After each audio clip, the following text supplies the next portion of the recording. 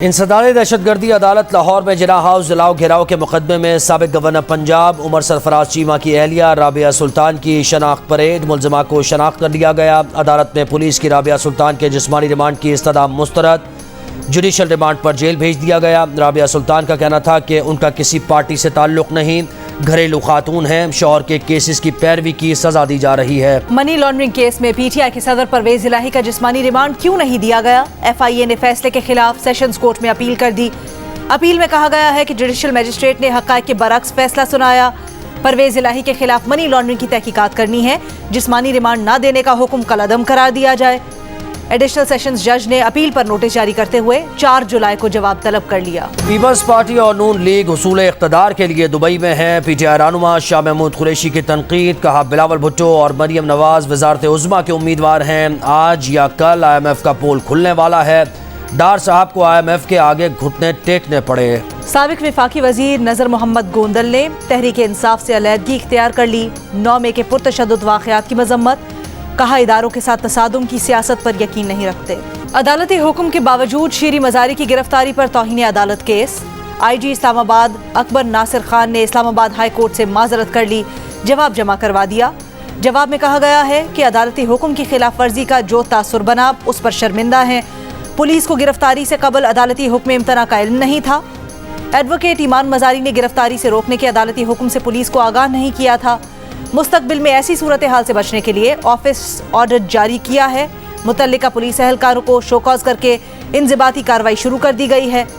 تھانہ کوہسار کے officials Rawalpindi police کے ساتھ شیریں مزاری کے گھر کے باہر گئے تھے۔ پشاور کی اینٹی کرپشن عدالت کا پی ٹی آئی رہنما علی محمد خان کی رہائی کا حکم، کرپشن کیس میں ضمانت منظور کر لی، 80,000 روپے کے مچلکے جمع کرانے کا حکم۔ سابق وزیر مملکت علی محمد خان جوڈیشل ریمانڈ پر مردان جیل میں ہیں۔ لاہور کی انسداد دہشت گردی عدالت میں پی ٹی آئی رہنما شاہ محمود قریشی اور اسد عمر کی ضمانت میں 7 جولائی تک توسیع۔ سابق چیف جسٹس ثاقب نثار کے بیٹے نجم ثاقب کی آڈیو لیک پر خصوصی پارلیمانی کمیٹی کی تشکیل کے خلاف کیس، اسلام آباد ہائی کورٹ نے نجم ثاقب کی خصوصی کمیٹی میں طلبی کے خلاف حکم امتناع میں 16 اگست تک توسیع کر دی، تحریری حکم نامہ جاری۔ اٹارنی جنرل کو 4 ہفتوں میں رپورٹ جمع کروانے کا حکم۔ عدالت نے پوچھ رکھا ہے کہ کیا آئین اور قانون میں شہریوں کی گفتگو ریکارڈ کرنے کی اجازت ہے؟ اگر گفتگو ریکارڈ کرنے کی اجازت ہے تو یہ کون سی ایجنسی یا اتھارٹی کس میکانزم کے تحت کرتی ہے؟ ریکارڈ آڈیو گفتگو لیک ہونے کی ذمہ داری کس پر عائد ہوتی ہے؟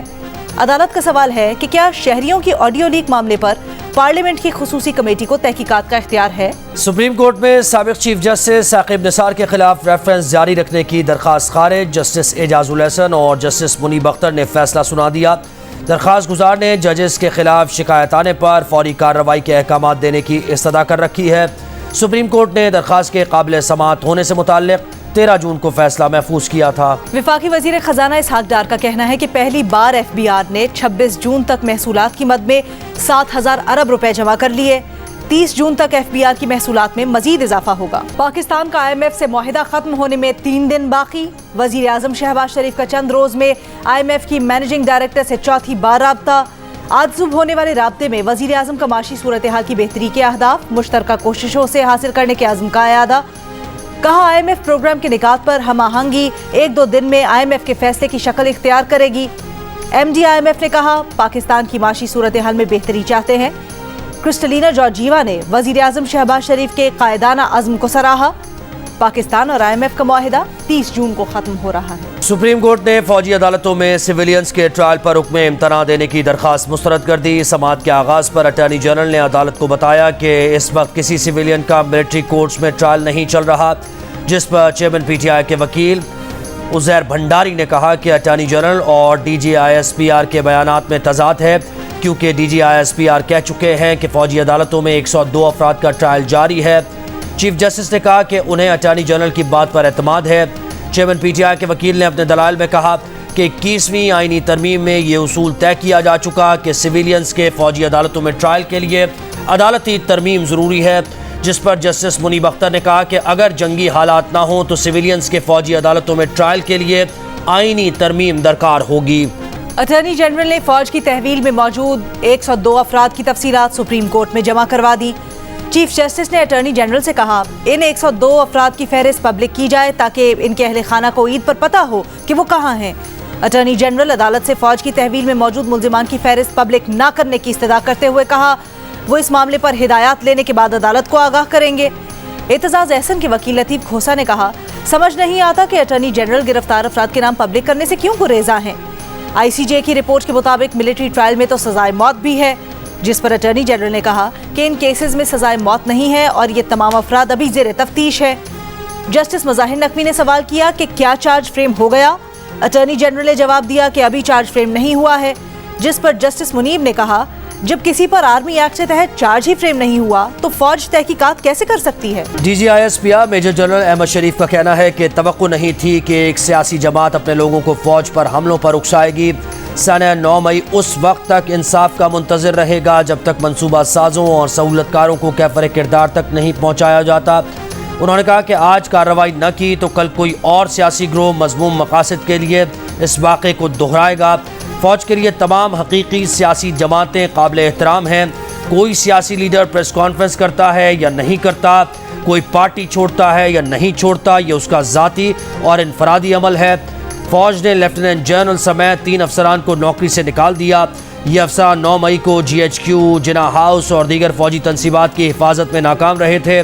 3 मेजर जनरल्स और 7 ब्रिगेडियर समेत 15 अफसरान के खिलाफ सख्त कार्रवाई मुकम्मल। वजीर दिफा ख्वाजा आसिफ का कहना है कि 9 मई के मुल्जिमान को जब तक सजा नहीं मिलेगी सिर्फ पार्टी पर पाबंदी लगाना हल नहीं, सोशल मीडिया पर पाबंदी लगाने का ऑप्शन हर वक्त मौजूद है और अमल भी किया जा सकता है। सोशल मीडिया यूरोप और चीन में भी रेगुलेट हो रहा है, यहाँ भी होना चाहिए। फौजी तनसीबात और यादगार शहदा पर हमलों में मुलव्विस अफराद का एहतसाब किया गया जो काबिल तहसीन है।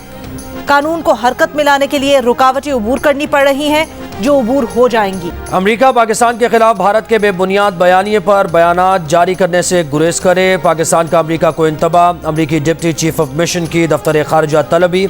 नरेंद्र मोदी के अमेरिकी दौरे के दौरान अमेरिका भारत मुश्तरका बयान पर पाकिस्तान के तहफ़्फ़ुज़ात से आगाह किया।